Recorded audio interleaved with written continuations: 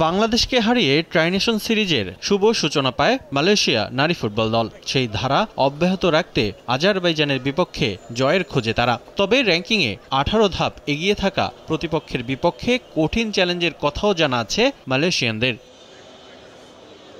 প্রথম ম্যাচে স্বাগতিকদের বিপক্ষে জয় পেলেও পুরো ম্যাচে চাপমুক্ত থেকে ফুটবল খেলতে পারেনি মালয়েশিয়া। সে ম্যাচে বাংলাদেশের মেয়েদের পারফরমেন্স মুগ্ধ করেছে মালয়েশিয়ান কোচ জোয়েল কর্নেলিকে।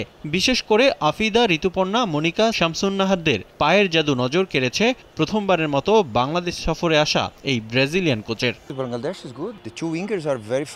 বাংলাদেশ দলের ফুটবলাররা দারুণ খেলে, দুই উইঙ্গার বেশ ভালো খেলেছে। 6 নম্বর ফুটবলার ভালো একজন প্লেমেকার, তাদের অধিনায়কও ভালো, দল তরুণ এবং বোঝাপড়া ভালো। শুধু প্রশংসাই নয়, তার বিশ্বাস এই ধারাবাহিকতা ধরে রাখতে পারলে এশিয়ার সেরা দল হবে বাংলাদেশ। ধারাবাহিক অনুশীলন আর বিশ্বাস ধরে রাখতে পারলে তারা ভালো করবে। তারা এশিয়ান কাপে উঠেছে, এটা তাদের বড় অর্জন। আমার মনে হয় এই ধারা ধরে রাখতে পারলে 3-4 বছরের মধ্যে বাংলাদেশ এশিয়ার সেরা দলগুলোর একটি হবে।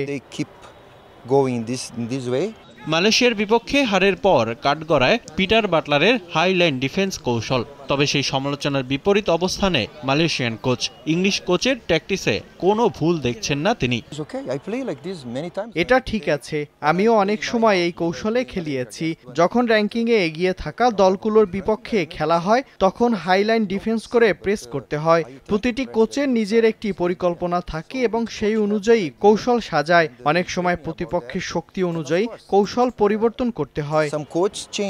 টানা দ্বিতীয় জয়ের লক্ষ্যে আজারবাইজানের বিপক্ষে মাঠে নামবে মালয়েশিয়া। রিফাতুল ইসলাম মিরন, সময় সংবাদ, ঢাকা।